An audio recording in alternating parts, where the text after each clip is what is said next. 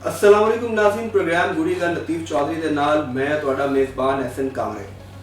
नाज़रीन, ईरान अमरीका इसराइल जंग तो बाद तवानाई दे एक बहरान का खदशा पैदा हो गया तो इस मुमकिन बहरान को देखते हुए वज़ीर आज़म की ज़ेर सदारत एक अहम इजलास जो होया जिहदे फैसला किया गया कि पेट्रोलियम जी मसनूआत ने खास तौर पर पेट्रोल जो बहरान मुमकिन पैदा हो सकता उस हवाले नाल जिहड़े इकदाम किए जाए और वज़ीर आज़म ने हिदायत की है कि पेट्रोल पंप की सख्त निगरानी की जाए और अगर कोई पेट्रोल जखीरा कर रहा है तो उन्होंने फौरी तौर पर उस पेट्रोल पंप को सील किया जाए तो नाले ओगरा उसका लाइसेंस मंसूख करे।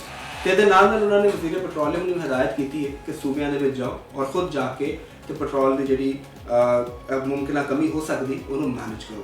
ये हुकूमत जी फैसले तजावीज़ आ रही हैं वह भी आ रही हैं कि स्कूल जोड़े ने तालीमी इदारे जोड़े ने उन्होंने वर्क फ्रॉम होम मॉडल पर लिया जाए, ऑनलाइन कर दिता जाए। इस तरह कुछ दफातर के भी छुट्टियां की तजवीज़ आ रही हैं। तो अज के प्रोग्राम ये डिस्कस करांगे क्या बहरान कितना संगीन हो सकता है और हुकूमत के इकदाम की हो सकते हैं, क्या इकदाम ठीक ने, क्योंकि ये भी सुनना चाह रहा है कि जो कोविड-19 के हवाले उस वक्त जिस तरह के इकदाम किए गए सन कुछ उस तर्ज से जो इकदाम ने वो भी ज़ेरे गौर ने।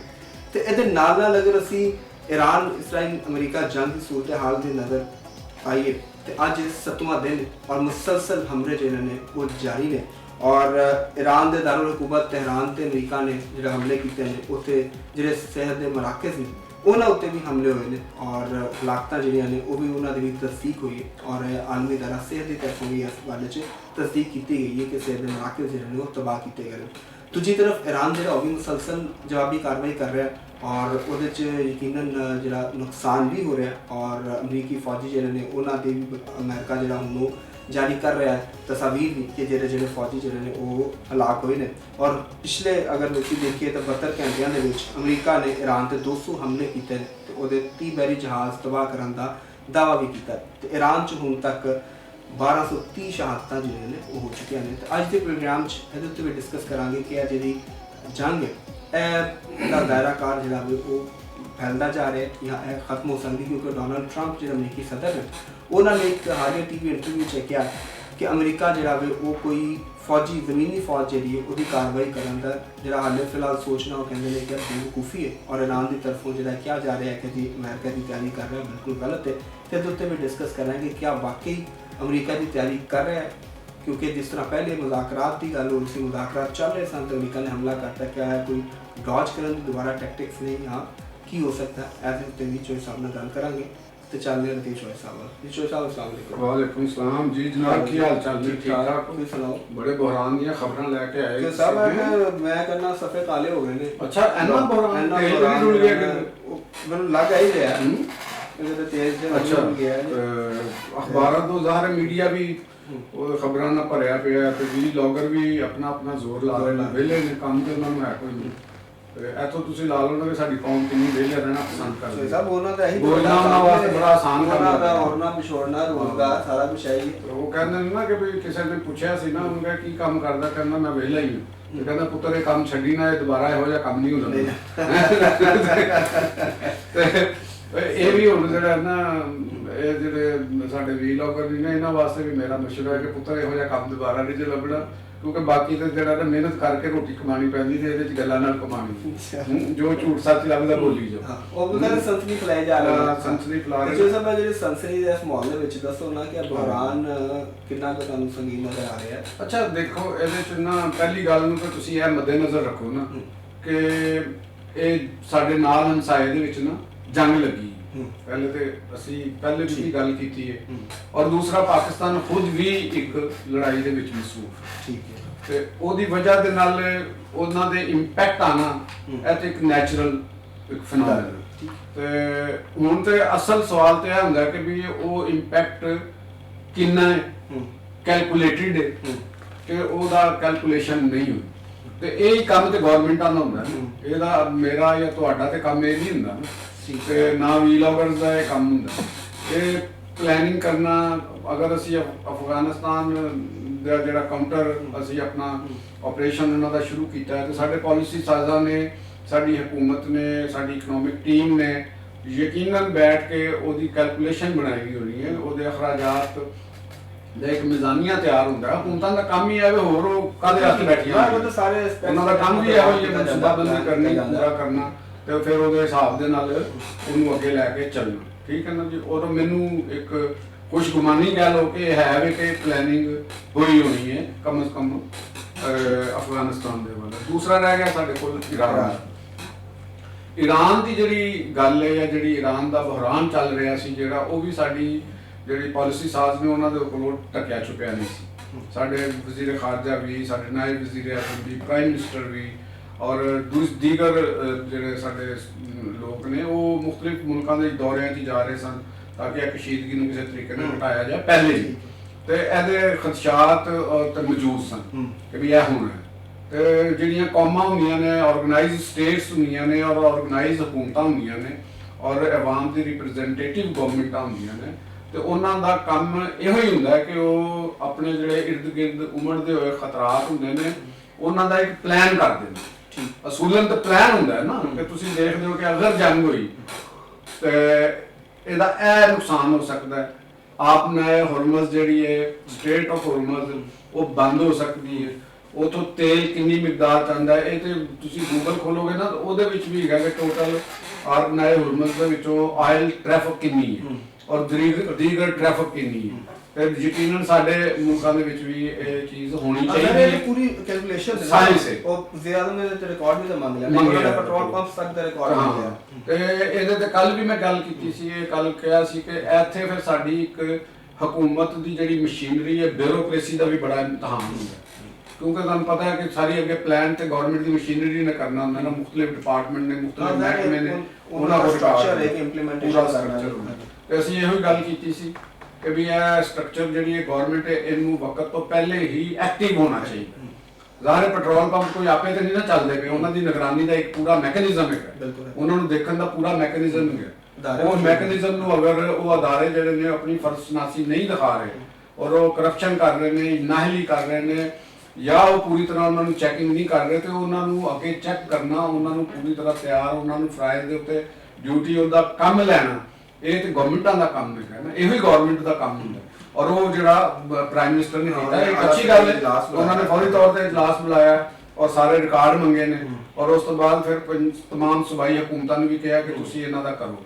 ਹੁਣ ਸੂਬਾਈ ਹਕੂਮਤਾਂ ਨੂੰ ਵੀ ਪੂਰੀ ਤਰੀਕੇ ਦੇ ਨਾਲ ਇੰਤਜ਼ਾਮੀ ਮਸ਼ੀਨਰੀ ਨੂੰ ਇਹਦੇ 'ਚ ਮੁਤਹਰਕ ਹੋਣਾ ਚਾਹੀਦਾ, ਇਹਨਾਂ ਦੇ ਜ਼ਖਾਇਰ ਚੈੱਕ ਹੋਣੇ ਚਾਹੀਦੇ ਨੇ, ਹਰ ਪੈਟਰੋਲ ਪੰਪ ਦਾ ਜ਼ਖੀਰਾ ਚੈੱਕ ਹੋਣਾ ਚਾਹੀਦਾ ਕਿ ਕਿੰਨਾ ਟਰੱਕ ਤੁਹਾਡੇ ਕੋਲ ਕੰਟੇਨਰ ਆਇਆ, ਕਿੰਨਾ ਤੁਹਾਡੀ ਸੇਲ ਹੈ, ਕਿੰਨੀ ਤੁਹਾਡੀ ਪਰਚੇਜ਼ ਹੈ, ਤੁਸੀਂ ਕਿੰਨੀਆਂ ਕੰਪਨੀਆਂ ਤੁਹਾਡੇ ਕੋਲ ਲੈ ਰਹੀਆਂ ਨੇ, ਕਿੰਨੇ ਤੁਹਾਡੇ ਕੋਲ ਮੁਖਤਲਿਫ ਜਿਹੜੇ ਜਿਹਨਾਂ ਨੂੰ ਗੁਡਸ ਟਰਾਂਸਪੋਰਟਰਸ ਨੇ ਉਹ ਕਿੰਨਾ ਡੀਜ਼ਲ ਯੂਜ਼ ਕਰ ਰਹੇ ਨੇ, ਐਨਜੀ ਐਲਪੀਜੀ ਕਿੰਨੀ ਆ ਰਹੀ ਹੈ, ਐਲਪੀਜੀ ਦੁਕਾਨਾਂ ਦੇ ਉੱਤੇ ਕਿੰਨੀ ਆ ਰਹੀ ਹੈ, ਕੌਣ ਲੈ ਰਿਹਾ ਹੈ। ਇਹ ਅਸੀਂ ਪਹਿਲੇ ਵੀ ਖਤਰਾਤ ਦਾ ਇਜ਼ਹਾਰ ਕੀਤਾ ਸੀ ਕਿ ਪਾਕਿਸਤਾਨ ਦੇ ਵਿੱਚ ਇੱਕ ਜਿਹੜਾ ਇਕਨੋਮਿਕ ਟੈਰਰਿਜ਼ਮ ਫੈਲਾਉਣ ਦੀ ਵੀ ਇੱਕ ਕੋਸ਼ਿਸ਼ ਹੋ ਸਕਦੀ ਹੈ। ਬੁਹਰਾਨ ਮਿਸਾਲ ਹੈ, ਇੱਕ ਬੁਹਰਾਨ ਹੁੰਦਾ ਹੈ ਲੇਕਿਨ ਉਹਨੂੰ ਬਹੁਤ ਵੱਡਾ ਕਰ ਕੀਤਾ ਜਾਂਦਾ। ਠੀਕ ਹੈ, ਅਫਵਾਹਾਂ ਫੈਲਾਈਆਂ ਜਾਂਦੀਆਂ। ਮੁਸਲਿਮ ਬੁਹਰਾਨ ਦੀ ਤੁਸੀਂ ਪਹਿਲੇ ਵੀ ਗੱਲ ਕੀਤੀ ਤੇ ਮਤਲਬ ਕਿਆ ਕੋਈ ਐਡਾ ਵੱਡਾ ਹੀ ਮੁਸਲਿਮ ਬੁਹਰਾਨ ਪੈਦਾ ਕੀਤਾ ਜਾ ਸਕਦਾ ਹੈ? ਨਹੀਂ, ਮੇਰਾ ਨਹੀਂ ਖਿਆਲ ਕਿ ਬਿਲਕੁਲ ਕੀਤਾ ਜਾ ਸਕਦਾ। ਅਗਰ ਤੁਸੀਂ ਕਰਨਾ ਚਾਹੋ, ਸਾਡੇ ਦੇਖੋ ਜਿਹੜੀਆਂ ਨਾਨ ਸਟੇਟ ਐਕਟਰਸ ਹੁੰਦੀਆਂ ਨੇ, ਮੈਂ ਅੱਗੇ ਵੀ ਇਹ ਗੱਲ ਕਰ ਚੁੱਕਿਆ ਕਿ ਜਿਹੜੇ ਮੁਲਕ ਦੇ ਵਿੱਚ ਬਲੈਕ ਇਕਨੋਮੀ ਦਾ ਸਾਈਜ਼ ਜ਼ਰੂਰਤ ਤੋਂ ਇੱਕ ਖਾਸ ਹੱਦ ਤੋਂ ਉੱਤੇ ਚਲਾ ਜਾਵੇ, ਇਹਦਾ ਮਤਲਬ ਕੀ ਹੁੰਦਾ ਹੈ ਕਿ ਜਿਹੜੀਆਂ ਗਵਰਨਮੈਂਟ ਮਸ਼ੀਨਰੀ ਜਿਹਦਾ ਦਾ ਫਰਜ਼ ਹੁੰਦਾ ਕਿ ਉਹਨਾਂ ਨੂੰ ਕੰਟੇਨ ਕਰਨਾ, ਇਹਦਾ ਮਤਲਬ ਕਿ ਉਹ ਪ੍ਰੋਪਰਲੀ ਕੰਮ ਨਹੀਂ ਕਰ ਰਹੇ। ਬਲੈਕ ਇਕਨੋਮੀ ਦੇ ਜਿਹੜੇ ਬੰਦੇ ਨੇ ਉਹਨਾਂ ਨੇ ਸਿਸਟਮ ਦੇ ਅੰਦਰ ਪੈਨੀਟ੍ਰੇਸ਼ਨ ਕਰ ਲਈ ਹੋਈ, ਉਹ ਸਿਸਟਮ ਨੂੰ ਤੁਹਾਡੇ ਨੂੰ ਕ੍ਰਿਪਲ ਕਰ ਰਹੇ ਨੇ। ਠੀਕ ਹੈ ਨਾ। ਅਸਲ ਕੰਮ ਤੇ ਹੁੰਦਾ ਕਿ ਉਹ ਸਿਸਟਮ ਨੂੰ ਚਲਾਉਣ ਵਾਲੀ ਜਿਹੜੇ ਲੋਕ ਨੇ ਉਹਨਾਂ ਦੀ ਗ੍ਰਿਫਤ ਕਰਨਾ, ਉਹਨਾਂ ਦਾ ihtisab ਕਰਨਾ ਕਿ ਜਨਾਬ ਅਗਰ ਮਹਿਕਮਾ ਪੈਟਰੋਲੀਅਮ ਸਾਡਾ ਹੈਗਾ, ਜਿਹਨੂੰ ਮੈਂ ਉਰਫੇ ਆਮ ਚ ਮਹਿਕਮਾ ਪੈਟਰੋਲੀਅਮ ਓਗਰਾ ਦੇ ਲਫ਼ਜ਼ ਦੇ ਨਾਲ ਆ ਰਹੇ ਹਾਂ, ਤੇ ਔਰ ਓਗਰਾ ਨੇ ਹੁਣ ਤੱਕ ਉਹਨਾਂ ਦਾ ਸਭ ਤੋਂ ਪਹਿਲੇ ਇਨੀਸ਼ੀਏਟਿਵ ਹੋਣਾ ਚਾਹੀਦਾ ਸੀ, ਪ੍ਰਾਈਮ ਮਿਨਿਸਟਰ ਸਾਹਿਬ ਤੋਂ ਵੀ ਪਹਿਲੇ ਇਨੀਸ਼ੀਏਟਿਵ ਹੋਣਾ ਚਾਹੀਦਾ, ਸੈਕਟਰੀ ਪੈਟਰੋਲੀਅਮ, ਵਜ਼ੀਰ ਪੈਟਰੋਲੀਅਮ ਦਾ ਵੀ ਹੋਣਾ ਚਾਹੀਦਾ ਸੀ, ਇਸੇ ਤਰ੍ਹਾਂ ਗੈਸ ਵਾਲਿਆਂ ਦਾ ਵੀ ਹੋਣਾ ਚਾਹੀਦਾ। ਉਹ ਮੇਰਾ ਪਹਿਲੇ ਤੋਂ ਵੀ ਮੌਕਫ ਹੈਗਾ ਕਿ ਤੁਸੀਂ ਸੈਲਰੀਆਂ ਲੈਂਦੇ ਹੋ, ਇਸ ਕੌਮ ਤੁਹਾਨੂੰ ਪੈਸੇ ਦੇ ਰਹੀ ਹੈ ਇਹਨਾਂ ਕੰਮਾਂ ਦੇ, ਤਾਂ ਕਿ ਤੁਸੀਂ ਹੋਰ ਵਾਲੇ ਤੁਹਾਡੀ ਤਵੱਜਾ ਨਾ ਹੋਵੇ, ਤੁਹਾਨੂੰ ਪ੍ਰੋਪਰ ਉਹਦੀਆਂ ਸਹੂਲਤਾਂ ਮਿਲ ਰਹੀਆਂ ਨੇ। ਸੈਕਟਰੀ ਤੋਂ ਲੈ ਕੇ ਇੱਕ ਆਮ ਕਲਰਕ ਔਰ ਚਪੜਾਸੀ ਤੱਕ ਤੁਹਾਨੂੰ ਇਹ ਪੈਸੇ ਮਿਲ ਰਹੇ ਨੇ, ਤੇ ਉਹ ਪੈਸੇ ਤੁਹਾਨੂੰ ਇਸ ਵਾਸਤੇ ਨਹੀਂ ਮਿਲ ਰਹੇ ਕਿ ਤੁਸੀਂ ਮਜ਼ੀਦ ਲੋਕਾਂ ਕੋਲੋਂ ਪੈਸੇ ਲਵੋ।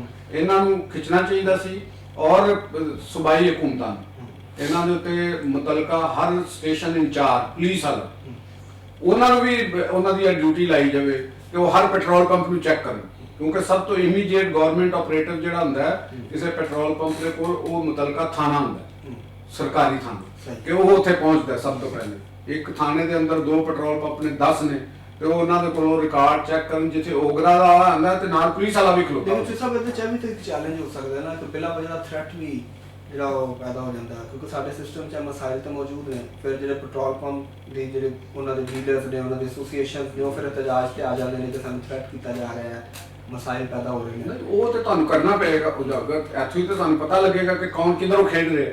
ਸਹੀ ਗਵਰਨਮੈਂਟਾਂ ਦਾ ਕੰਮ ਕੀ ਹੁੰਦਾ ਹੈ ਕਿ ਜੇ ਪਤਾ ਚੱਲੇਗਾ ਨਾ ਕਿ ਕੋਈ ਐਸਾ ਗਰੁੱਪ ਹੈ, ਡੀਲਰਸ ਦੇ ਵਿੱਚ ਐਸੇ ਲੋਕ ਨੇ, ਪੈਟਰੋਲੀਅਮ ਦੇ ਜਿਹੜੇ ਗੁੱਡ ਟਰਾਂਸਪੋਰਟਰ ਨੇ, ਬੜੇ ਬੜੇ ਵੱਡੇ ਅਰਬਾਂਪਤੀ ਲੋਕ ਨੇ, ਉਹ ਕਿੱਧਰੋਂ ਖੇਲ ਰਹੇ ਨੇ, ਕਿਆ ਉਹ ਮੁਲਕ ਨੂੰ ਖਿਦਮਤ ਕਰ ਰਹੇ ਨੇ ਜਾਂ ਮੁਲਕ ਦੇ ਵਿੱਚ ਕੋਈ ਮਾਸ਼ੀ ਬੁਹਰਾਨ ਜਿਹੜਾ ਕਿ ਹੈ ਨਹੀਂ ਉਹ ਪੈਦਾ ਕਰਨਾ ਚਾਹੁੰਦੇ ਨੇ। ਇੱਕ ਨੈਚੁਰਲ ਬੁਹਰਾਨ ਹੁੰਦਾ, ਇੱਕ ਹੁੰਦਾ ਹੈ ਜਿਹੜਾ, ਔਰ ਉਹਦਾ ਇੱਕ ਸਾਈਜ਼ ਹੁੰਦਾ। ਅੱਜ ਤੁਸੀਂ CNN ਦੀ ਰਿਪੋਰਟ ਪੜ੍ਹ ਰਹੇ ਹੋਵੋਗੇ ਜਿਹਦੇ 'ਚ ਉਹਨਾਂ ਨੇ ਰਿਪੋਰਟ ਦਿੱਤੀ ਹੈ CNN ਦੇ, ਔਰ ਉਹ ਤਹਿਰਾਨ 'ਚੋਂ ਦਿੱਤੀ ਹੈ। ਉਹਨਾਂ ਦਾ ਨੁਮਾਇੰਦਾ CNN ਦਾ ਤਹਿਰਾਨ ਦੇ ਵਿੱਚੋਂ ਇਹ ਰਿਪੋਰਟ ਕਰ ਰਿਹਾ ਹੈ ਕਿ ਤਹਿਰਾਨ ਦੇ ਅੰਦਰ ਜਿਹੜੀ ਮਾਮੂਲਾਤ ਦੀ ਲਾਈਫ ਹੈਗੀ ਹੈ ਉਹ ਚੱਲ ਰਹੀ ਹੈ। ਉਹਨੇ ਕਾਫੀ ਦਾ ਵੀ ਜ਼ਿਕਰ ਕੀਤਾ ਨਾ, ਕਾਫੀ ਸ਼ਾਪਸ ਵੀ ਓਪਨ ਨੇ, ਕਾਫੀ ਸ਼ਾਪ ਵੀ ਓਪਨ ਨਾ ਚਾਹੋ ਤੁਸੀਂ ਪੈਟਰੋਲ ਪੰਪ ਖੋਲ੍ਹੇ ਨੇ, ਹਰ ਚੀਜ਼। ਇਹ ਤੋਂ ਮਤਲਬ ਕੀ ਹੈਗਾ ਕਿ ਜਿਹੜੀ ਵਾਰ ਹੋ ਰਹੀ ਹੈ, ਜ਼ਿਹਨ ਦੇ ਵਿੱਚ ਰੱਖਣਾ ਕਿ ਜਿਹੜੀ ਜਿਹਨੂੰ ਅਸੀਂ ਜੰਗ ਕਹਿ ਰਹੇ ਹਾਂ, ਉਹ ਜੰਗ ਜਿਹੜੀ ਹੈ ਉਹ ਇਹ ਨਹੀਂ ਹੈਗਾ ਕਿ ਉੱਥੇ ਕੋਈ ਦੂ-ਬਦੂ ਲੜਾਈ ਹੋ ਰਹੀ ਹੈ ਜਾਂ ਬੜੀ ਪਿਚਡ ਬੈਟਲ ਹੋ ਰਹੀ ਹੈ ਕਿ ਗਰਾਊਂਡ ਫੋਰਸਿਸ ਦਾਖਲ ਹੋ ਗਈਆਂ ਨੇ, ਕਰਫਿਊ ਲੱਗ ਗਏ ਨੇ ਔਰ ਉਹ ਗੱਲ ਹੋ ਗਈ। ਕਤਨ ਇਹ ਚੀਜ਼ ਨਹੀਂ, ਜਿਹੜੀ ਬੰਬਾਰਡਮੈਂਟ ਹੋ ਰਹੀ ਹੈ ਉਹ ਟਾਰਗੇਟਡ ਇੰਸਟਾਲੇਸ਼ਨਸ ਦੇ ਉੱਤੇ ਹੋ ਰਹੀ ਹੈ। ਠੀਕ ਹੈ ਨਾ ਜੀ, ਉਹ ਇੰਸਟਾਲੇਸ਼ਨਸ ਦੇ ਉੱਤੇ ਹੋ ਰਹੀ ਹੈ। ਇਹ ਨਹੀਂ ਹੋ ਰਿਹਾ ਕਿ ਉਹ ਕੋਈ ਸ਼ਹਿਰਾਂ ਦੇ ਸ਼ਹਿਰ ਬੰਦ ਨੇ, ਉੱਥੇ ਪੂਰਾ ਕਿਸੇ ਨੇ ਕੋਈ ਫੌਜੀ ਦੂਸਰੀ ਦੁਸ਼ਮਣ ਫੋਰਸਿਸ ਦਾ ਫੌਜੀ ਆ ਕੇ ਉਹਨੇ ਸ਼ਹਿਰ ਦਾ ਕੰਟਰੋਲ ਸੰਭਾਲਿਆ। ਇਹੋ ਜਿਹੀ ਸਿਚੁਏਸ਼ਨ ਉੱਥੇ ਮੌਜੂਦ ਨਹੀਂ ਹੈ। ਲੇਕਿਨ ਹੁਣ ਜਿਹੜੀ ਖਬਰਾਂ ਆ ਰਹੀਆਂ ਨੇ, ਪਹਿਲੇ ਦਿਨ ਹੀ ਹੋ ਗਿਆ ਸੀ ਉਹ ਜਦੋਂ ਸ਼ੁਰੂ ਵਿੱਚ ਹੀ ਹਮਲੇ ਹੋਏ ਨੇ, ਉਹ ਸਕੂਲ ਤੇ ਹਮਲਾ ਸੀ, ਬੱਚੀਆਂ ਦੀਆਂ ਸ਼ਹੀਦ ਹੋਈਆਂ ਨੇ। ਹੁਣ 13 ਕੋਈ ਸਿਹਤ ਦੇ ਮਰਾਕਜ਼ ਨੇ ਜਿਨ੍ਹਾਂ ਦੇ ਉੱਤੇ ਹਮਲਾ ਹੋਇਆ। ਤੇ ਅਗਰ ਅਸੀਂ ਪਹਿਲੂ ਦੇਖੀਏ ਤੇ ਹਿਊਮਨ ਪਹਿਲੂ, ਇਸਰਾਈਲ ਦੀ ਤੇ ਤਾਰੀਖ ਹੈ ਕਿ ਉਹਨਾਂ ਬੱਚੇ ਵੇਖਦਾ ਹੈ, ਨਾ ਵੱਡੇ ਦੇਖਦਾ ਹੈ, ਉਹ ਤੇ ਗਜ਼ਾ 'ਚ ਜੋ ਕੁਛ ਉਹਨਾਂ ਨੇ ਕੀਤਾ ਉਹ ਸਾਰਾ ਸਾਹਮਣੇ ਵੇ। ਤੇ ਹੁਣ ਅਗਰ ਉਸੇ ਪੈਟਰਨ ਦੇ ਉੱਤੇ ਇਰਾਨ 'ਚ ਵੀ ਉਹ ਕਰਦੇ ਨੇ ਤੇ ਇੱਕ ਬੜੀ ਮੈਸ ਡਿਸਟਰਕਸ਼ਨ ਹੈ, ਲੇਕਿਨ ਇਨਸਾਨੀ ਅਲਮੀਆਂ ਨਵਾਂ। ਅੱਛਾ, ਇਹਦੇ 'ਚ ਐਸਨ ਕਾਮਰੇ ਸਾਹਿਬ ਇੱਕ ਚੀਜ਼ ਮੈਂ ਤੁਹਾਨੂੰ ਦੱਸਾਂ, ਜਿਹੜਾ ਇਹਦੇ 'ਚ ਇਸਰਾਈਲ ਹੋਵੇ ਜਾਂ ਕੋਈ ਹੋਰ ਹੋਵੇ, ਅਸੀਂ ਗੱਲ ਕਰ ਰਹੇ ਹਾਂ ਜੰਗ ਦੀ। ਜੰਗ ਜਿਹੜੀ ਹੁੰਦੀ ਨਾ, ਇਹਦਾ ਮਤਲਬ ਹੈ ਕਿ ਇਹਦੇ 'ਚ ਕੈਜੁਅਲਿਟੀਜ਼ ਨੇ। ਠੀਕ ਹੋ ਗਿਆ? ਹਾਂ, ਮੈਂ ਉੱਧਰ ਹੀ ਆ ਰਿਹਾ। ਜੰਗ ਦਾ ਮਤਲਬ ਹੈ ਕਿ ਕੈਜੁਅਲਿਟੀ। ਠੀਕ, ਹਾਂ, ਉਹਦਾ ਇਨਸਾਨੀ ਅਲਮੀਆ ਹਰ ਜੰਗ ਦਾ ਹੁੰਦਾ ਤੇ ਉਸ ਜਿਹੜਾ ਇਹ ਜੰਗ ਦਾ ਬੱਚਿਆਂ ਦੀ ਸ਼ਹਾਦਤ ਹੋਣਾ ਔਰ ਬੇਗੁਨਾਹ ਲੋਕਾਂ ਦੀ ਸ਼ਹਾਦਤ ਹੋਣਾ, ਅਗਰ ਤੇ ਟਾਰਗੇਟਡ ਨੇ, ਜਿਹੜਾ ਕਿ ਮੈਕਸਿਮਮਲੀ ਜਿਵੇਂ ਤੁਸੀਂ ਗੱਲ ਕਰ ਰਹੇ ਹੋ, ਦੱਸ ਵੀ ਰਹੇ ਹੋ ਕਿ ਇਸਰਾਈਲ ਦਾ ਇੱਕ ਰਿਕਾਰਡ ਹੈ ਕਿ ਬਾਜ਼ੂਕਾਤ ਜਾਣ ਕੇ ਵੀ ਜਾ ਰਹੇ ਫੋਰਸਿਸ ਜਿਹੜੀਆਂ ਹੁੰਦੀਆਂ ਨੇ ਉਹ ਮਾਸ ਕਿਲਿੰਗ ਵੀ ਕਰਦੀਆਂ। ਜਿਵੇਂ ਸਾਬਰਾ ਔਰ ਸ਼ਤੀਲਾ ਦਾ ਕਤਲੇਆਮ ਤੁਹਾਡੇ ਸਾਹਮਣੇ ਵਿੱਚ ਜਿਹੜਾ ਫਲਸਤੀਨੀਆਂ ਦੇ ਕੈਂਪਾਂ ਦੇ ਅੰਦਰ ਇਸਰਾਈਲੀਆਂ ਨੇ ਕੀਤਾ, ਬੇਗੁਨਾਹਾਂ ਦਾ ਕਤਲੇਆਮ ਕੀਤਾ ਸੀ। ਤੇ ਇਹ ਜਿਹੜਾ ਕਤਲੇਆਮ ਹੈ ਇਹ ਤੇ ਕਿਸੇ ਵੀ ਸੂਰਤ ਵਿੱਚ ਕੋਈ ਵੀ ਇਨਸਾਨੀ ਪਹਿਲੂ ਦੇ ਉੱਤੇ ਜਾਂ ਉਹਦੇ ਉੱਤੇ ਅਸੀਂ ਇਹਦੀ ਬਿਲਕੁਲ ਮਜ਼ਮਤ ਕਰਾਂਗੇ ਕਿ ਜਿਹੜੀਆਂ ਮਾਸੂਮ ਸ਼ਹਾਦਤਾਂ ਨੇ ਇਹਦੇ ਤੋਂ ਗਰੇਜ਼ ਕਰਨਾ ਚਾਹੀਦਾ।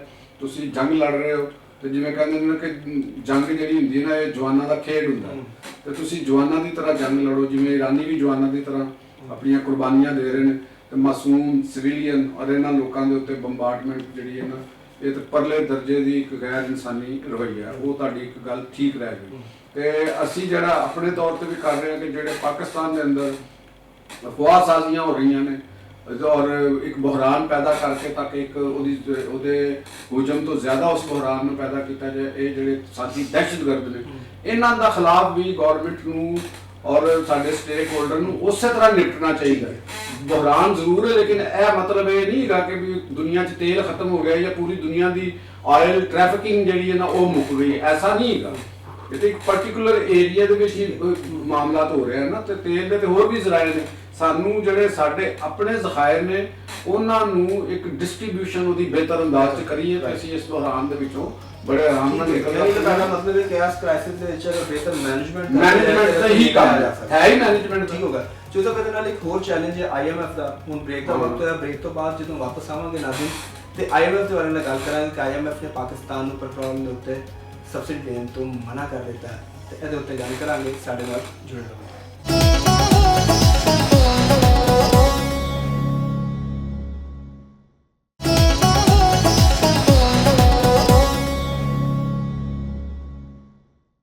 Welcome back Nazreen. ਜਿੱਥੇ ਇੱਕ ਹਕੂਮਤ ਮੈਨੇਜਮੈਂਟ ਕਰ ਰਹੀ ਹੈ ਕਿ ਮੁਮਕਿਨਾ ਬੁਹਰਾਨ ਜਿਹੜਾ ਪੈਟਰੋਲ ਦਾ ਉਹਦੇ ਤੋਂ ਬਚਿਆ ਜਾ ਸਕੇ, ਉੱਥੇ ਇੱਕ ਨਵਾਂ ਚੈਲੰਜ ਜਿਹੜਾ ਪਾਕਿਸਤਾਨ ਨੂੰ ਹੋਰ ਦਰਪੇਸ਼ ਹੈ ਉਹ IMF ਦੀ ਸੂਰਤ ਦੇ ਵਿੱਚ ਕਿ IMF ਨੇ ਪਾਕਿਸਤਾਨ ਨੂੰ ਪੈਟਰੋਲ ਔਰ ਡੀਜ਼ਲ ਉੱਤੇ ਜਿਹੜੀ ਸਬਸਿਡੀ ਹੈ ਉਹਦੇ ਦੇਣ ਤੋਂ ਮਨਾ ਕਰਤਾ ਔਰ ਇਹ ਕਿਹਾ ਗਿਆ ਕਿ ਜਿਹੜਾ ਟਾਰਗੇਟ ਹੈ 1468 ਅਰਬ ਦਾ ਉਹ 30 ਜੂਨ ਤੱਕ ਮੁਕੰਮਲ ਕਰਨਾ। ਤੇ ਹੁਣ ਤੱਕ ਜਿਹੜਾ ਕੋਈ 800 ਤੇ ਕੋਈ 22 ਅਰਬ ਜਿਹੜੇ ਨੇ ਉਹ ਇਕੱਠੇ ਹੋਏ ਨੇ और अगर सब्सिडी नहीं दी जाती और बहरान जो सिचुएशन और पेट्रोल की कीमत भी जाके मजीद बढ़ने का खदशा तो यह पैदा होता है तो पाकिस्तान है क्राइसिस तो किस तरह निपटेगा। चौधरी साहब को पूछने चौधरी साहब जी जी IMF मैं सुन लिया चैलेंज तो हर जिंदगी का हर दिन चढ़ता है वो चैलेंज ही होता है। मुल्कों के भी ये चैलेंज रोजमर्रा का काम होता है और चैलेंजेस ना फेस करना और सियाने वैसे कहते हैं कि तुम चैलेंजेस ਜਿਹੜੇ ਨੇ ਅੱਛੀ ਤਰ੍ਹਾਂ ਫੇਸ ਕਰ ਲਓ ਤੇ ਤੁਹਾਡੇ ਵਾਸਤੇ ਇੱਕ ਓਪਰਚੁਨਿਟੀ ਵੀ ਹੁੰਦਾ ਹੈ। ਤੇ ਚੈਲੰਜਸ ਹੁੰਦਾ ਹੀ ਓਪਰਚੁਨਿਟੀ ਨੇ। ਅੱਛਾ ਜੀ, ਤੁਹਾਨੂੰ ਕਿਹਨੇ ਕਿਹਾ ਕਿ ਓਪਰਚੁਨਿਟੀ ਨਹੀਂ ਹੁੰਦੀ? ਚੈਲੰਜ ਦਾ ਮਤਲਬ ਹੀ ਇਹੋ ਹੀ ਹੈ ਕਿ ਤੁਹਾਡੇ ਕੋਲ ਮੌਕਾ ਹੈ, ਤੁਸੀਂ ਉਹਨੂੰ ਅਗਰ ਕਬੂਲ ਕਰਕੇ ਉਹਨੂੰ ਨਿਕਲਦੇ ਹੋ ਤੇ ਤੁਸੀਂ ਮੌਕੇ ਤੋਂ ਫਾਇਦਾ ਚੁੱਕ ਲਿਆ। ਠੀਕ ਹੋ ਤੇ IMF ਦੇ ਚੈਲੰਜਸ ਦੇ ਨਾਲ ਪਾਕਿਸਤਾਨ ਕੋਈ ਅੱਜ ਪਹਿਲੀ ਵਾਰੀ ਤੇ ਨਹੀਂ ਨਿਪਟ ਰਿਹਾ ਜਾਂ ਦੀਗਰ ਜਿਹੜੇ IMF ਦੇ ਸਿਗਨੇਟਰੀ ਮੁਲਕ ਨੇ ਜਿਹੜੇ ਉਹਨਾਂ ਦੇ ਕੋਲੋਂ ਮੁxtਲਿਫ ਮਸ਼ਾਵਰਤਾਂ ਕਰਜ਼ੇ ਲੈਂਦੇ ਨੇ ਤੇ ਉਹ ਵੀ ਉਹਨਾਂ ਨਾਲ ਨਿਪਟ ਰਹੇ ਨੇ। ਤੇ ਇਟਸ ਨਾਟ ਫਸਟ ਟਾਈਮ ਕਿ ਵੀ ਪਾਕਿਸਤਾਨ ਦਾ ਕੋਈ ਪਹਿਲੀ ਵਾਰੀ ਇਹ ਕੋਈ ਮਾਮਲਾ ਹੋ ਰਿਹਾ ਤੇ ਪਤਾ ਨਹੀਂ ਕੀ ਅਚਾਨਕ ਕੀ ਹੋ ਜਾਣਾ। ਇਹ ਇੰਝ ਹੀ ਸਮਝੋ ਜਿਵੇਂ ਕੋਈ ਮਰੀਜ਼ ਹੈ ਨਾ ਸ਼ੂਗਰ ਦਾ, ਬਲੱਡ ਪ੍ਰੈਸ਼ਰ ਦਾ, ਤੇ ਉਹਨੇ ਰੋਜ਼ ਗੋਲੀ ਖਾਣੀ ਹੁੰਦੀ ਤੇ ਕਿਸੇ ਵੇਲੇ ਇੰਝ ਵੀ ਹੋ ਸਕਦਾ ਦੋਵੇਂ ਗੋਲੀਆਂ ਦੀ ਮਿਕਦਾਰ ਥੋੜੀ ਜਿਹੀ ਜ਼ਿਆਦਾ ਕਰਨੀ ਪੈ ਜਾਏ। ਠੀਕ ਹੈ ਨਾ। ਤੇ ਉਹ ਇਹ ਇਸ ਤਰ੍ਹਾਂ ਹੈਗਾ। ਇਹ ਜਿਹੜੀ ਤੁਸੀਂ IMF ਦੀ ਗੱਲ ਕਰ ਰਹੇ ਹੋ ਇਹਨੂੰ ਬਿਆਨ ਕਰਨ ਦਾ ਤਰੀਕਾ ਮੁxtਲਿਫ ਹੋ ਸਕਦਾ। ਤੁਸੀਂ ਸੋਚ ਰਹੇ ਹੋਵੋਗੇ ਕਿ ਲਤੀਫ ਚੌਧਰੀ ਜਿਹੜਾ ਨਾ ਜ਼ਰਾ ਇੰਨਾ ਲੜਾਈ ਹੈ ਤੇ ਉਹਨੂੰ ਥੋੜਾ ਜਿਹਾ ਕਿਸ ਤਰੀਕੇ ਦੇ ਨਾਲ ਨਹੀਂ ਤੁਹਾਡੇ ਵੱਲ ਤਾਂ ਲੋਕਾਂ ਨੂੰ ਹੌਸਲਾ ਹੁੰਦਾ ਹੈ ਤੇ ਮੈਂ ਉਹਨੂੰ ਕਹਿ ਰਿਹਾ ਕਿ ਇੱਕ ਤੇ ਇਕਤਸਾਦੀਆਤ ਦੇ ਮਾਮਲੇ ਦੇ ਅੰਦਰ ਇੱਕ ਐਨਾਲਿਸਿਸ ਕਰਦੇ ਹੋਏ ਉਹਦੀ ਆਬਜੈਕਟਿਵਿਟੀ ਨੂੰ ਤੇ ਅਸੀਂ ਸਾਹਮਣੇ ਰੱਖਣਾ ਹੁੰਦਾ ਤੇ ਲੇਕਿਨ ਨਾਲ ਉਹਦੇ ਇੰਪੈਕਟ ਨੂੰ, ਉਹਦੇ ਸਾਈਕੋਲੋਜੀਕਲ ਇਫੈਕਟ ਨੂੰ ਵੀ ਸਾਹਮਣੇ ਰੱਖਣਾ ਚਾਹੀਦਾ। ਇੱਕ ਜਰਨਲਿਸਟ ਦਾ ਜਿਹੜਾ ਕੰਮ ਹੈ ਔਰ ਇੱਕ ਜਿਹੜਾ ਐਨਾਲਿਸਟ ਦਾ ਕੰਮ ਹੈ ਉਹਦੀ ਇੰਨੀ ਕੁ ਤੇ ਸੋਚ ਹੋਣੀ ਚਾਹੀਦੀ ਹੈ ਕਿ ਨਹੀਂ ਹੋਣੀ ਚਾਹੀਦੀ। ਬਿਲਕੁਲ ਠੀਕ। ਤੇ ਉਹਦਾ ਜਿਹੜੀ ਮੈਂ ਅੱਗੇ ਗੱਲ ਕੀਤੀ ਕਿ IMF ਸਾਡੇ ਵਾਸਤੇ ਜਾਂ ਤਰੱਕੀ ਪਜ਼ੀਰ ਦੁਨੀਆ ਦੇ ਮੁਲਕਾਂ ਵਾਸਤੇ ਇਹ ਕੋਈ ਐਸਾ ਕੋਈ ਜਿੰਨ ਨਹੀਂ ਹੈ ਜਾਂ ਐਸੀ ਕੋਈ ਭੂਤ ਨਹੀਂ ਹੈਗਾ ਜਾਂ ਜਿਹਦੀ ਇੱਕ ਦੂਸਰੇ ਪਾਸੇ ਲੱਤਾਂ ਨੇ ਤੇ ਰਾਤ ਨੂੰ ਜ਼ਾਹਰ ਹੁੰਦਾ ਤੇ ਡਰਾ ਦਿੰਦਾ। ਉਹ ਇਹ ਗੱਲ ਨਹੀਂ ਹੈਗਾ ਕਿ ਇੱਕ ਦਿਨ 'ਚ ਰੱਖਣਾ ਕਿ IMF ਦਾ ਕਿਆਮ ਹੀ ਇਸ ਮਕਸਦ ਵਾਸਤੇ ਹੈਗਾ ਕਿ ਉਹ ਆਪਣੇ ਮੈਂਬਰ ਮੁਲਕਾਂ ਦੇ ਇਕਤਸਾਦੀ ਬੁਹਰਾਨ ਵਿੱਚ ਉਹਨਾਂ ਨੂੰ ਮੁਸ਼ਾਵਰਤ ਦੇਵੇ, ਉਹਨਾਂ ਦੀ ਮਦਦ ਕਰੇ। ਬਿਲਕੁਲ ਠੀਕ ਹੈ। ਹੁਣ ਇਹ ਜਿਹੜਾ ਮਸਲਾ ਹੈਗਾ ਨਵਾਂ ਇੰਟਰਨੈਸ਼ਨਲ ਮਾਰਕੀਟ ਦੇ ਪ੍ਰਾਈਸਿਸ ਅਪ ਗਈਆਂ। ਬਿਲਕੁਲ ਠੀਕ ਹੈ। ਇੱਕ ਤੇ ਉਹਨਾਂ ਨੇ ਕਿਹਾ ਕਿ ਤੁਸੀਂ ਉਸ ਅਪ ਜਿਹੜੀ ਪ੍ਰਾਈਸਿਸ ਹੈਗੀ ਹੈ ਨਾ ਤਾਂ ਤੁਸੀਂ ਉਹਦੇ ਮੁਤਾਬਕ ਹੀ ਖਰੀਦੋ ਤਾਂ ਕਿ ਤੁਸੀਂ ਅਗਰ ਉਸ ਮੁਤਾਬਕ ਖਰੀਦਦੇ ਹੋ ਤੇ ਫਿਰ ਉਸ ਹਿਸਾਬ ਨਾਲ ਆਪਣੇ ਅੰਦਰ ਵੀ ਉਹਨੂੰ ਟ੍ਰਾਂਸਫਰ ਕਰੋ। ਇਹ ਨਾ ਕਰੋ ਕਿ ਵੀ ਤੁਸੀਂ ਉਹਨੂੰ ਥੱਲੇ ਕੋਈ ਚਾਹੇ ਕਿ ਬੋਝ ਹੁਕੂਮਤ ਨਾ ਚੁੱਕੇ ਆਵਾਮ ਤੱਕ ਟ੍ਰਾਂਸਫਰ ਕਰੇ ਤੇ ਜਿਹੜੇ ਵੀ ਸਟੇਕ ਹੋਲਡਰ ਉਹਨਾਂ ਦੇ ਟਾਰਗੇਟ ਪੂਰਾ ਕਰੋ। ਹੁਣ ਪਾਕਿਸਤਾਨ ਦਾ IMF ਪ੍ਰੋਗਰਾਮ ਦੇ ਤਹਿਤ ਜਿਹੜਾ 822 ਅਰਬ ਦਾ ਜਿਹੜਾ ਕਰ ਰਹੇ ਹੋ ਤੁਸੀਂ ਉਹ ਪਾਕਿਸਤਾਨ ਨੇ ਅਚੀਵ ਕੀਤਾ ਹੈ। ਹਾਂਜੀ ਤੇ 1468 ਅਰਬ 30 ਜੂਨ ਤੱਕ ਕਰਨਾ ਜਿਹੜੀਆਂ ਖਬਰਾਂ ਨੇ ਜਿਹੜੀ ਮੈਂ ਮੀਡੀਆ ਦੇ ਉੱਤੇ ਆਦਾਦੋ ਸ਼ੁਮਾਰ ਦੀ ਕਰ। ਹਾਂਜੀ ਬਿਲਕੁਲ ਇਹੀ ਸਾਹਮਣੇ ਆਇਆ ਕਿ 1468 ਹਾਂ ਤੇ ਜਿਸ ਲੇਵੀ ਦੇ ਹਿਸਾਬ ਦੇ ਨਾਲ ਔਰ ਜਿਸ ਪੈਟਰੋਲੀਅਮ ਪ੍ਰਾਈਸਿਸ ਦੇ ਹਿਸਾਬ ਦੇ ਨਾਲ ਇਹ ਚੱਲ ਰਿਹਾ ਹੈ ਅਗਰ ਇਹੋ ਹੀ ਰਹਿੰਦਾ ਤੇ ਟਾਰਗੇਟ ਪੂਰਾ ਹੋ ਜਾਏਗਾ। IMF ਦਾ ਕਹਿਣ ਦਾ ਮਕਸਦ ਇਹ ਹੈਗਾ ਕਿ ਤੁਸੀਂ ਆਪਣਾ ਟਾਰਗੇਟ ਅਚੀਵ ਕਰਨਾ ਤਾਂ ਕਿ ਤੁਹਾਡਾ ਜਿਹੜਾ ਬਜਟ ਦੀ ਜਿਹੜੀ ਸੂਰਤ ਹਾਲ ਹੈ ਉਹ ਮੇਨਟੇਨ ਰਹੇ। ਤੇ ਹੁਣ ਜਿਹੜਾ ਪ੍ਰਾਈਸਿਸ ਤੁਹਾਡੀਆਂ ਫਰਜ਼ ਕਰੋ ਇਹਦਾ ਮਿਸਾਲ ਤੁਹਾਨੂੰ ਇੰਜ ਕਰ ਰਿਹਾ ਕਿ ਅਸੀਂ 1000 ਰੁਪਇਆ ਪੈਟਰੋਲ ਦੇ ਉੱਤੇ ਖਰੀਦਦਾਰੀ ਦੇ ਉੱਤੇ ਕਰ ਰਹੇ ਮਾਰਕੀਟ ਦੇ ਵਿੱਚ ਉਹ ਕੀਮਤ ਬਣ ਗਈ ਹੈ 200 ਰੁਪਇਆ।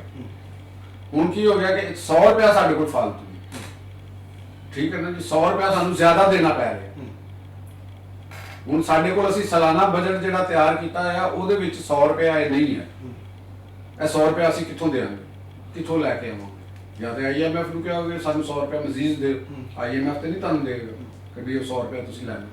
ਉਹਦਾ ਤਰੀਕਾ ਹੁੰਦਾ ਕਿ ਉਹੀ ਜਿਹੜੀ ਮੈਂ ਬਿਹਤਰ ਮੈਨੇਜਮੈਂਟ ਕਰਨੀ ਕਿ ਇਹ ਜਿਹੜਾ 100 ਰੁਪਇਆ ਹੈ ਅਸੀਂ ਆਪਣੇ ਮੁਲਕ ਨੂੰ ਹੋਰ ਕਰਜ਼ਾ ਲੈਣ ਦੀ ਬਜਾਏ ਕਿ ਜਿਹੜੀਆਂ ਦੀਗਰ ਮਦਾਂ ਦੇ ਵਿੱਚ ਅਸੀਂ ਮੁxtਲਿਫ ਮਦਾਂ ਦੇ ਜਿਹੜੇ ਪੈਸੇ ਰੱਖੇ ਹੋਏ ਨੇ ਜਾਂ ਸਬਸਿਡੀ ਰੱਖੀ ਜਾਂ ਪੈਸੇ ਰੱਖੇ ਨੇ ਜਾਂ ਬਿਊਰੋਕ੍ਰੇਸੀ ਦੀ ਮਰਾਹਤ ਵਾਸਤੇ ਰੱਖਿਆ ਜਾਂ ਜਿਹੜੀਆਂ ਸੈਨੇਟ ਔਰ ਇਹਨਾਂ ਦੀਆਂ ਮਰਾਹਤ ਵਾਸਤੇ ਜਿਹੜੇ ਪੈਸੇ ਰੱਖੇ ਹੋਏ ਨੇ ਅਸੀਂ ਉਹ ਪੈਸੇ ਲੈ ਕੇ ਉਹ 100 ਰੁਪਇਆ ਦੇ ਦਈਏ। ਬੜੀ ਖਤਰਨਾਕ ਗੱਲ ਕਰ ਰਹੇ ਹੋ, ਤੇ ਕੋਈ ਰਾਜ ਨਹੀਂ ਜੋ। अब देखो मैं जान की गल की है कि जेडे साडे इस वक्त 4 असैम्बलियां ने सूबाई, 2 असैम्बलियां ने मरकज विच, सैनेट कौमी असैम्बली, ऐवान सदर, ऐवान वजीर आज़म और वज़रा, गवर्नर, स्टाफ और ये सारा चीज़ां मौजूद ने और इन्हां ਦੀਆਂ ਤਨਖਾਹਾਂ, इन्हां ਦੀਆਂ ਮਰਾਹਤ ਅਸੂਲੀ ਤੌਰ ਦੇ ਉੱਤੇ ਤੇ ਸਾਡੇ ਜਿਹੜੇ ਆਵਾਮ ਦੇ ਰਿਪਰੈਜ਼ੈਂਟੇਟਿਵ, ਮੈਂ ਬਿਊਰੋਕ੍ਰੇਸੀ ਦੀ ਗੱਲ ਨਹੀਂ ਕਰ ਰਿਹਾ, ਸਰਕਾਰੀ EMPLOYE ਦੀ ਗੱਲ ਨਹੀਂ ਕਰ ਰਿਹਾ, ਇਹ ਕਹਿੰਦੇ ਆਵਾਮ ਦੇ ਨੁਮਾਇੰਦੇ।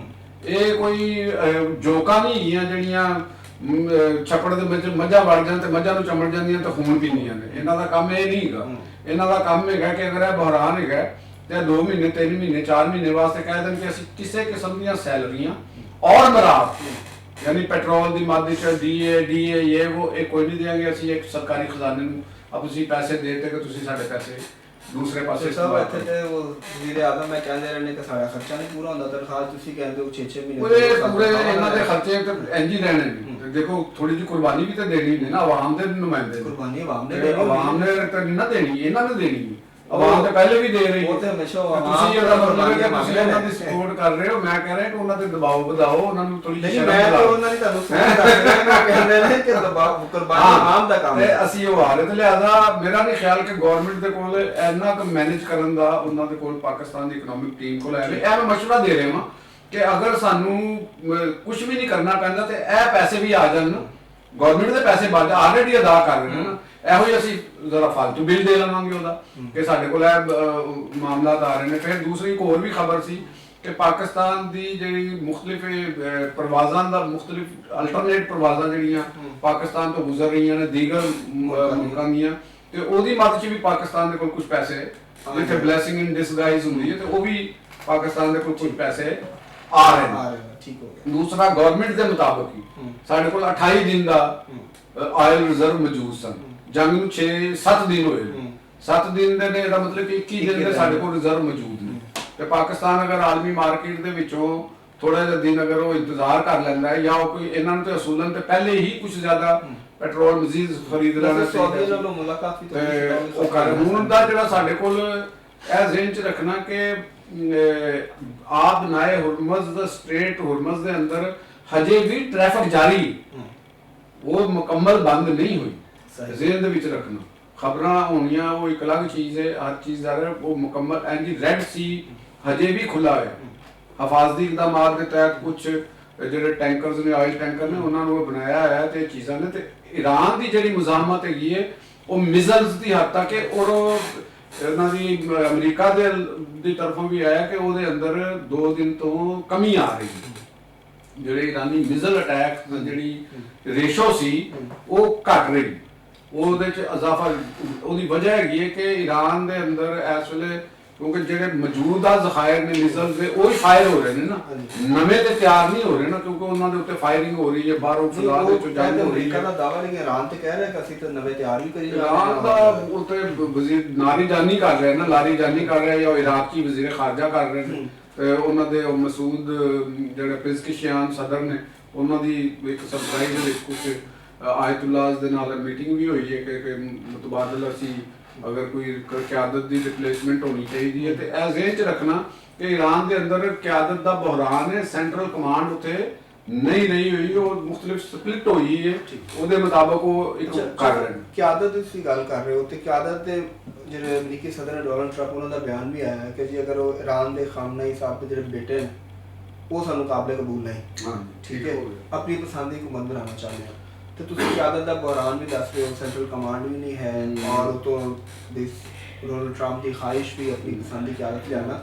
ਤੇ ਤੁਹਾਨੂੰ ਕਿਆਦਤ ਕਿਹੜੀ ਨਜ਼ਰ ਆ ਰਹੀ ਹੈ, ਕੀ ਮੁਸਤਕਬਲ ਨਜ਼ਰ ਆ ਰਹੀ ਹੈ? ਅੱਛਾ ਦੇਖੋ, ਇਹਦੇ 'ਚ ਇੱਕ ਸਭ ਤੋਂ ਮੋਸਟ ਇੰਪੋਰਟੈਂਟ ਚੀਜ਼ ਜਿਹੜੀ ਹੈ ਔਰ ਹਕੀਕਤ ਜਿਹੜੀ ਹੈ ਉਹ ਇਹ ਵੇ ਕਿ ਜੰਗ ਨੂੰ 7 ਦਿਨ ਹੋ ਗਏ ਔਰ ਅਮਰੀਕਾ ਦਾ ਕਹਿਣਾ ਹੈਗਾ ਕਿ ਅਸੀਂ ਆਪਣੇ 70% ਅਹਿਦਾਫ ਹਾਸਲ ਕਰ, ਠੀਕ ਹੋ ਗਏ।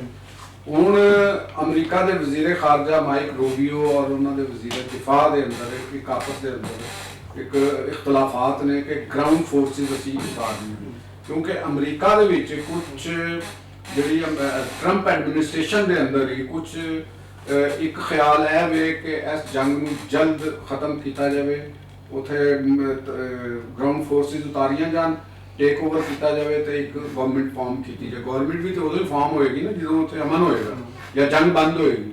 ਜੰਗ ਦੇ ਦੌਰਾਨ ਤੇ ਗਵਰਨਮੈਂਟ ਨਵੀਂ ਨਹੀਂ ਇੰਝ ਹੀ ਚੱਲੇਗੀ ਜਿਵੇਂ ਚੱਲ ਰਿਹਾ। ਤੇ ਲੇਕਿਨ ਕੁਝ ਲੋਕਾਂ ਦਾ ਕਹਿਣਾ ਹੈਗਾ ਕਿ ਵੀ ਇਹਨੂੰ ਹਜੇ ਟਾਈਮ ਨਹੀਂ ਕਿ ਅਸੀਂ ਕਰੀਏ। ਇਹ ਜਿਹੜਾ ਮੈਨੂੰ ਲੱਗਦਾ ਕਿ ਜਿਹੜਾ ਹਜੇ ਟਾਈਮ ਨਹੀਂ ਹੈਗਾ, ਇਹ ਬੜਾ ਖਤਰਨਾਕ ਇੱਕ ਐਲੀਮੈਂਟ ਹੈ। ਅੱਛਾ, ਲੇਕਿਨ ਤੇ ਡੋਨਲਡ ਟਰੰਪ ਸਾਹਿਬ ਨੇ ਇੱਕ ਇੰਟਰਵਿਊ ਦਿੱਤਾ, ਟੀਵੀ ਇੰਟਰਵਿਊ, ਉਹਦੇ ਚ ਉਹਨਾਂ ਨੇ ਕਿਹਾ ਕਿ ਅਗਰ ਅਸੀਂ ਇਸ ਵਕਤ ਇਰਾਨ 'ਚ ਜ਼ਮੀਨੀ ਫੌਜ ਭੇਜਣ ਦੀ ਜਿਹੜਾ ਗੱਲਾਂ ਨੇ ਨਾ, ਇਹ ਵਕਤ ਦਾ ਜ਼ਿਆ ਹੈ। ਕਿਉਂਕਿ ਇਰਾਨੀ ਵਜ਼ੀਰ ਖਾਰਜਾ ਨੇ ਕਿਹਾ ਸੀ ਨਾ ਕਿ ਅਮਰੀਕਾ ਮੁਮਕਿਨ ਹਮਲੇ ਦੀ ਤਿਆਰੀ ਕਰ ਰਿਹਾ ਹੈ, ਔਰ ਉਹ ਕਹਿ ਰਹੇ ਨੇ ਕਿ ਐਸੀ ਕੋਈ ਗੱਲ ਨਹੀਂ, ਡਿਨਾਈ ਕਰ ਰਹੇ ਨੇ। ਨਹੀਂ, ਉਹਦੀ ਵਜ੍ਹਾ ਹੈਗੀ ਹੈ ਨਾ ਕਿ ਜਿਹੜੇ ਪਾਸਦਾਰ ਅਸਲ ਫੋਰਸ ਉੱਥੇ ਪਾਸਦਾਰ ਆਉਂਦੀ ਹੈ ਨਾ, ਕਿ ਉਹਨਾਂ ਦੀ ਕੁਵਤ ਨੂੰ ਖਤਮ ਕਰਨ ਵਾਸਤੇ ਉਹਨਾਂ ਦਾ ਅਸਲਾ ਤੇ ਉਹਨਾਂ ਨੇ ਕਰ ਲਿਆ, ਉਹਨਾਂ ਦੀ ਫਜ਼ਾਈਆ ਦੇ ਹਵਾਲੇ ਨਾਲ ਵੀ ਖਾਸੀ ਹੱਦ ਤੱਕ ਕਰ ਲਿਆ। ਈਰਾਨ ਦੀ ਨੇਵੀ ਵੀ ਖਾਸੀ ਹੱਦ ਤੱਕ ਡੈਮੇਜ ਹੋ ਚੁੱਕੀ ਹੈ। ਉਹਨਾਂ ਦਾ ਇੱਕ ਜਹਾਜ਼ ਤੇ ਦੇਖੋ ਨਾ, ਉਹ ਸ੍ਰੀਲੰਕਾ ਤੋਂ ਸਮੁੰਦਰ ਦੇ ਵਿੱਚ ਹੀ ਉਹ ਤਾਰਪੀੜ ਦਾ ਸ਼ਿਕਾਰ ਹੋ ਗਿਆ, ਔਰ ਦੂਸਰਾ ਸ੍ਰੀਲੰਕਾ ਦੀ ਤਹਿਵੀਲ 'ਚ ਚਲਾ ਗਿਆ। ਹੁਣ ਇੱਕ ਮੁਲਕ ਦੇ ਜਹਾਜ਼ ਹੀ ਦੂਸਰੇ ਮੁਲਕਾਂ ਦੇ ਕੋਲ ਨੇ, ਬਹਿਰੀ ਜਹਾਜ਼, ਤੇ ਇੱਕ ਕਾਮਨ ਸੈਂਸ ਕਹਿੰਦੀ ਹੈ ਕਿ ਉਹ ਇੱਕ ਸੀ ਵਾਰ ਕਿਵੇਂ ਲੜ ਸਕਦੇ ਨੇ।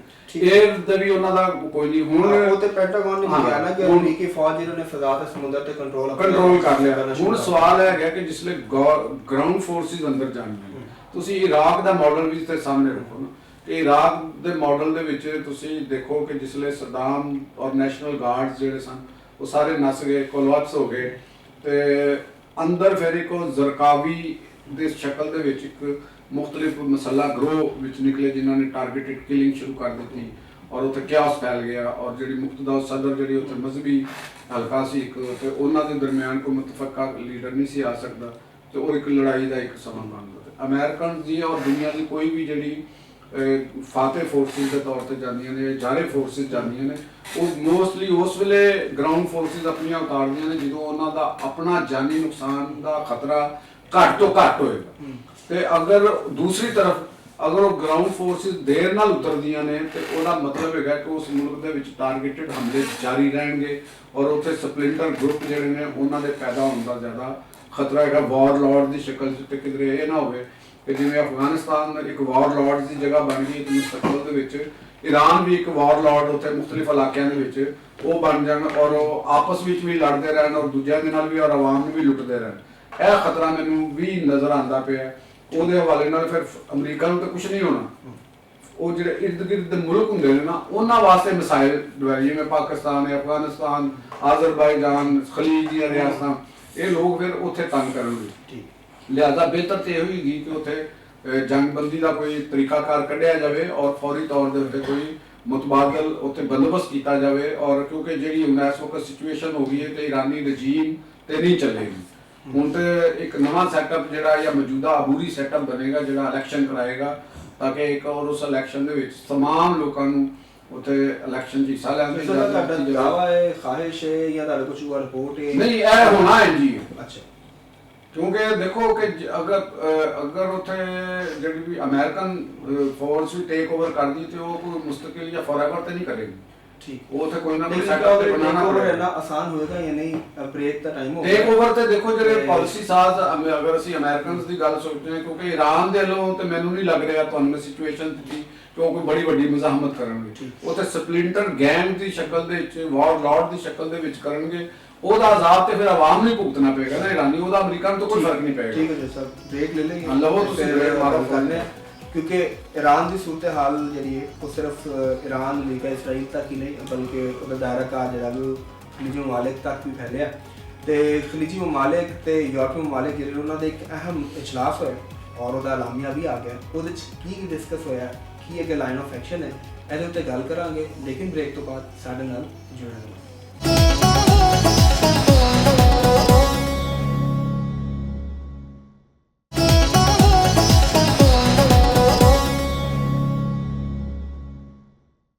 Welcome back Nazreen. ਈਰਾਨ ਦੇ ਹਵਾਲੇ ਨਾਲ ਖਲੀਜੀ ਮਮਾਲਿਕ ਤੇ ਯੂਰਪੀ ਮਮਾਲਿਕ ਦਾ ਇੱਕ ਅਹਿਮ ਇਜਲਾਸ ਹੋਇਆ ਜਿਹੜਾ ਵੀਡੀਓ ਲਿੰਕ ਤੇ ਜ਼ਰੀਏ ਹੋਇਆ ਔਰ ਉਸ ਇਜਲਾਸ ਦੇ ਵਿੱਚ ਕੁਝ ਅਹਿਮ ਜਿਹੜੀ ਚੀਜ਼ਾਂ ਨੇ ਉਹ ਸਾਹਮਣੇ ਆਈਆਂ ਜਿਹਦਾ ਐਲਾਮੀਆ ਦੇ ਵਿੱਚ ਹੈ ਕਿ ਜਿਹੜੇ ਵਜ਼ਰਾ ਖਾਰਜਾ ਨੇ ਦਾ ਇਜਲਾਸ ਸੀ ਬੇਸਿਕਲੀ ਤੇ ਉਹਨਾਂ ਨੇ ਤਸਦੀਕ ਕੀਤੀ ਕਿ ਖਲੀਜ ਤਾਮੁਨ ਕੌਂਸਲ ਜਿਹੜੀ ਹੈ ਉਹ ਆਪਣੇ ਜਿਹੜੇ ਮੁਲਕ ਨੇ ਉਹਨਾਂ ਦੀ ਸਲਾਮਤੀ ਤੇ ਇਸਤਕਾਮ ਦੇ ਦਿਫਾ ਲਈ तमाम ਜ਼ਰੂਰੀ ਇਕਦਾਮਾਤ ਕਰਨ ਦਾ ਹੱਕ ਰੱਖਦੀ ਹੈ ਔਰ ਇੱਕ ਬੜੀ ਅਹਿਮ ਗੱਲ ਹੈ ਕਿ ਜਿਹਦੇ 'ਚ ਇਹ ਪੁੱਛਾਂਗੇ ਲਤੀਫ ਚੌਧਰੀ ਸਾਹਿਬ ਕੋਲ ਕਿ ਕਿਆ ਉਹਨਾਂ ਨੂੰ ਲੱਗਦਾ ਹੈ ਕਿ ਉਹ ਆਪਣੇ ਦਿਫਾ ਤੇ ਕੋਈ ਇਰਾਨ ਦੇ ਉੱਤੇ ਕਾਰਵਾਈ ਜਿਹੜੀ ਹੈ ਉਹਦੀ ਕਰਨ ਦੀ ਕੋਈ ਤਿਆਰੀ ਹੋ ਰਹੀ ਹੈ ਜਾਂ ਉਹ ਕਰ ਸਕਦੇ ਨੇ ਔਰ ਇਹਦੇ ਨਾਲ ਇਹ ਵੀ ਆਇਆ ਐਲਾਮੇ 'ਚ ਐਸੀ ਜ਼ੋਰ ਦਿੱਤਾ ਗਿਆ ਕਿ ਇਰਾਨ ਆਪਣਾ ਜੋਹਰੀ ਪ੍ਰੋਗਰਾਮ ਔਰ ਜਿਹੜਾ ਬੈਲਿਸਟਿਕ ਮਿਜ਼ਾਈਲ ਪ੍ਰੋਗਰਾਮ ਹੈ ਉਹਨੂੰ ਮਹਿਦੂਦ ਕਰੇ कि क्या ईरान ਇਹਦੇ ਤੇ ਰਜ਼ਾਮੰਦ ਹੋਏਗਾ ਕਿਉਂਕਿ ਉਹਦੀ ਤੇ ਮਜ਼ਾਮਤ ਹੀ ਸਾਰੀ ਐਸੀ ਚੀਜ਼ ਹੈ ਹਵਾਲੇ ਨਾਲ ਇੱਕ ਦੁਨੀਆ ਜਿਹੜੀ ਉਹਨਾਂ ਨੂੰ ਬਰਦਾਸ਼ਤ ਨਹੀਂ ਕਰ ਰਿਹਾ ਔਰ ਉਹਦੇ ਇਲਾਵਾ ਐਸੀ ਤੇ ਵੀ ਇਤਫਾਕ ਕੀਤਾ ਹੈ ਕਿ ਈਰਾਨ ਖਿੱਤੇ ਔਰ ਯੂਰਪ ਦੇ ਵਿੱਚ ਇਸਤਹਿਕਾਮ ਪੈਦਾ ਕਰਨ ਦੀ ਜਿਹੜੀ ਸਰਗਰਮੀਆਂ ਨੇ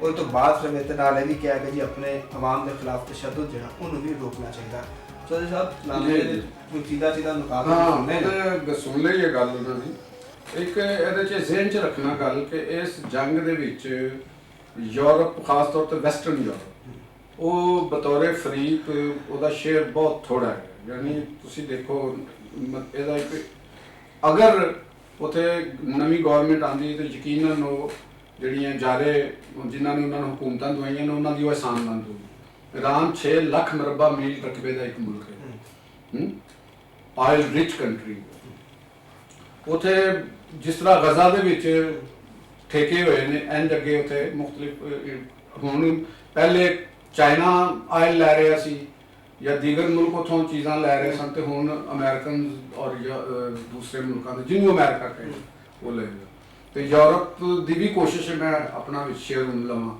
ਤੇ ਖਲੀਜ ਦੀ ਵੀ ਇੱਕ ਕੋਸ਼ਿਸ਼ ਸਭ ਤੋਂ ਪਹਿਲੀ ਕਿ ਉੱਥੇ ਜੰਗ ਬੰਦ ਹੋਵੇ ਤਾਂ ਕਿ ਉਹਨਾਂ ਦੀ ਟ੍ਰੇਡ ਜਿਹੜੀ ਇਸ ਵੇਲੇ ਮੁਤਾਸਰ ਹੋ ਰਹੀ ਹੈ ਉਹ ਉਹਨਾਂ ਦੇ ਕਿਉਂਕਿ ਦੁਬਈ ਜਾਂ UAE ਦੇ ਵਿੱਚ ਉਹ ਬਿਲੀਅਨਸ ਆਫ ਡਾਲਰ ਦੀ ਗੈਰ ਮੁਲਕੀ ਸਰਮਾਇਆਕਾਰੀ ਉਹ ਡਰਦੇ ਉਹ ਤੋਂ ਸਰਮਾਇਆਕਾਰੀ ਨਾ ਕਰਨ ਉਹਨਾਂ ਨੂੰ ਤੇ ਇਹ ਵੀ ਖਤਰਾ ਹੈ ਸਭ ਤੋਂ ਵੱਡਾ ਖਤਰਾ ਤੇ ਇਹੀ ਹੈ ਨਾ ਹੋਏਗਾ ਤੇ ਉਹਨਾਂ ਦੀ ਬਿਲਕੁਲ ਉਹਨਾਂ ਨੇ ਦਰੁਸਤ ਕਿਹਾ ਕਿ ਇੱਥੇ ਜਲਦੀ ਜੰਗ ਬੰਦ ਹੋਵੇ ਤਾਂ ਕਿ ਔਰ ਇੱਕ ਕੋਸ਼ਿਸ਼ ਇਹ ਵੀ ਮੈਨੂੰ ਨਜ਼ਰ ਆ ਰਹੀ ਹੈ ਕਿ ਜਿਹੜੇ ਕੁਝ ਇੰਟਰਨੈਸ਼ਨਲ ਪਲੇਅਰਸ ਨੇ ਉਹ ਈਰਾਨ ਦੇ ਜਿਹੜੇ ਕੁਝ ਪਲੇਅਰਸ ਨੇ ਮੌਜੂਦਾ ਰਜੀਮ ਵਾਲੇ ਕਿ ਅਗਰ ਕੋਈ ਲਾਈਟਰ ਰਵੱਈਆ ਅਖਤਿਆਰ ਕੀਤਾ ਜਾਵੇ ਖਾਮਨਾਈ ਜਿਹੜੀ ਲੈਗੇਸੀ ਹੈ ਉਹਦਾ ਖਾਤਮਾ ਕਰ ਦਿੱਤਾ ਜਾਵੇ ਉਹ ਪਾਲਿਸੀਆਂ ਅਗਰ ਤਰਕ ਕਰਤੀਆਂ ਜਾਣ ਤਾਂ ਕਿਆ ਪੋਸੀਬਲ ਹੈ ਵੇ ਕਿ ਮੌਜੂਦਾ ਰਜੀਮ ਦੇ ਜਿਹੜੇ ਇੱਕ ਮੋਡਰੇਟ ਜਾਂ ਕਦਰੇ ਲਚਕਦਾਰ ਲੋਕ ਜਿਹੜੇ ਨੇ ਉਹ ਉਹਨਾਂ ਨੂੰ ਇਕਤਦਾਰ ਦੇ ਵਿੱਚ ਰਹਿਣ ਦਿੱਤਾ ਜਾਵੇ ਠੀਕ ਹੈ ਤਾਂ ਕਿ ਮਸੂਦ ਪਜ਼ਕਿਸ਼ਾਨ ਔਰ ਦੀਗਰ ਜਿਹੜੇ ਆਇਤੁੱਲਾਜ਼ ਨੇ ਯਾਨੀ ਜਿਹੜੀ ਉੱਥੇ ਉਲਮਾ ਦੀ ਇੱਕ